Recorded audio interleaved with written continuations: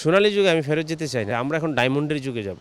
Market যাচাই বাছাই করে তাদের রেমুনেশন নেওয়া উচিত। যে নাটক বানাতে, যে বিজ্ঞাপন সে সিনেমা বানাবে না। একটা টেকনিশিয়ান, বিশেষ করে একটা ডিরেক্টর তো লাস্ট ডেস্টিনেশন হচ্ছে যে মুভি বানাবেই, এটা তো স্বাভাবিক না। আর একটা ব্যাপার হচ্ছে কি, এটা ক্লাসিফিকেশনটা আমার কাছে নাই। আমি মনে করি ডিরেক্টরই, এটা ছোট পর্দা বড় পর্দা বলে কথা নাই, পর্দায় কেউ নাটক বানাচ্ছে, দুদিন পরে সিনেমা বানাবে। যে সিনেমা বানাচ্ছে সে নাটক বানাবে, যে সিনেমা বানাচ্ছে কালকে সে টিভিসি বানাবে, ওবিসি বানাবে, যে টিভিসি ওবিসি বানাচ্ছে সে কালকে সিনেমা বানাবে। সবাই করতেছে। আর সময়ের সাথে সাথে হচ্ছে কি, নতুন জেনারেশন ক্রিয়েট হয়। আজকে রায়হান রাফি কাজ করতেছে, হৃদয় কাজ করতেছে ভালো, তো হিমাল আশরাফ ভালো কাজ করতেছে, এভাবেই তো উঠে আসে। আজকে যারা পুরনো হয়ে গেছে এভাবেই তারা একদিন পুরনো হবে, নতুনদের জায়গা দিতে হবে। যত নতুন আসবে তত ভালো ভালো ছবি হবে, নতুন নতুন গল্প আসবে, নতুন নতুন মেকিং আসবে। আমরা কি আপনাদের থেকে কি আশা করতে পারি কি না আবারও আমাদের সেই চলচ্চিত্রের স্বর্ণযুগটা ফিরে আসবে, আবারও আপনারা নতুন নতুন কাজ করবেন, নতুন নতুন সিনেমা মানুষ পাবে, যারা আপনাদেরকে ভালোবাসে তারা আপনাদেরকে খুব কাছে থেকে পাবে? সোনালী যুগে আমি ফেরত যেতে চাই না, আমি সবসময় এটা বিরোধিতা করি। আমরা সোনালী যুগে অতীতে ফেলে এসেছি, আমরা এখন ডায়মন্ডের যুগে যাব, তাই না? সোনালী যুগ তো একটা সময় ছিল 80-90-এর দশক, আমরা ওখানে ব্যাক করবো কেন? চলচ্চিত্র এখন পৃথিবীতে অনেক এগিয়ে যাচ্ছে, ডায়মন্ডের প্লাটিনামের যুগে যাচ্ছে, তো আমরা ওই দিকে ধাবিত হব। এই জেনারেশন চলচ্চিত্রকে এত দূরে নিয়ে যাবে, এবং আমরাও চেষ্টা করতেছি ব্যক্তিগতভাবে, আমিও সময়ের সাথে যাওয়ার। অনেকে যারা সময়ের সাথে যেতে পারবে তারাই টিকে থাকবে, তা নাহলে হারিয়ে যেতে হবে। একজন হিরোকে কেন্দ্র করে বর্তমানে সিনেমা তৈরি হচ্ছে, এই কথাটার সাথে আপনি কি মত কিনা? এটা তো বেশ কয়েক বছর যাবত চলতেছে। এটা হচ্ছে কি, দুইটা জিনিস। একটা হচ্ছে যে হল মালিকদের একটু সাপোর্ট করতে হবে, যে শুধু এক হিরো কেন্দ্রিক দুইটা ছবি দিয়ে একটা ইন্ডাস্ট্রি চলে না। 52 সপ্তাহে একটা করে ছবি রিলিজ হলে 52টা ছবি লাগে, দুইটা ঈদে 5টা করে ছবি হলে 10টা ছবি লাগে, 62টা ছবি লাগে এই ছোট ইন্ডাস্ট্রিতে বৎসরে।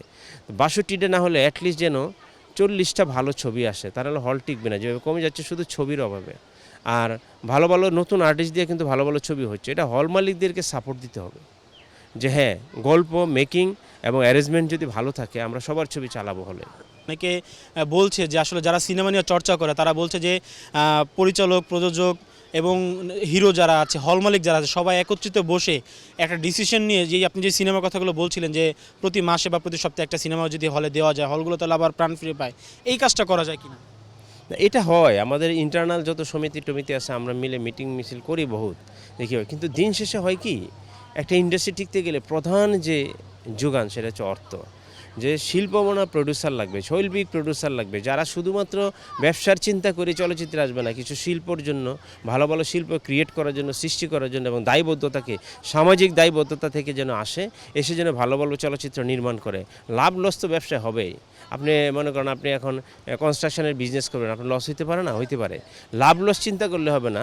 সিনেমা যারা বানাতে আসবে তারা সামাজিক দায়বদ্ধতা থেকে আসতে হবে এবং শৈল্পিক মন মানসিকতা নিয়ে আসতে হবে। মান্না ভাই যেভাবে সিনেমাকে ভালোবাসতো, আমরা অনেক শুনেছি যে তিনি রেমুনেশন নিয়ে কখনো চিন্তা করতো না, এবং অনেক সময় তিনি নিজের সাহায্যও সিনেমা করে গিয়েছেন, টাকা নিয়ে কখনো চিন্তা করতো না।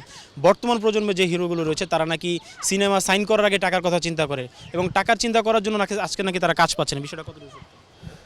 একজন শ্রমিক তার তো টাকা চাইবেই, একজন শিল্পী সেও শ্রমিক, অভিনয় শ্রমিক, তাই না? টাকা চাইবেই, এটা তো দোষের কিছু না, কাজ করলে টাকা চাইবেই। দোষের ব্যাপারটা হচ্ছে অন্য জায়গায়, সেটা হচ্ছে ইন্ডাস্ট্রি আমার কোন হাইপে আছে, কোন লেভেলে আছে, ইন্ডাস্ট্রি লেভেল চিন্তা করে আমাকে টাকা চাইতে হবে। বাংলাদেশের প্রেক্ষাপটে একটা ছবি রিলিজ হলে 20, 30, 50 হলে 100 হল ঠিকই আছে। 100 হল থেকে একটা ছবি কত টাকা আসতে পারে, ওটিটি থেকে কত আসতে পারে, ইউটিউব থেকে কত আসতে পারে, মার্কেট যাচাই বাছাই করে তাদের রেমুনেশন নেওয়া উচিত। বাংলাদেশের প্রেক্ষাপটে 10 লক্ষ টাকার বেশি কোনো আর্টিস্টের রেমুনেশন হওয়া উচিত না, একদমই না।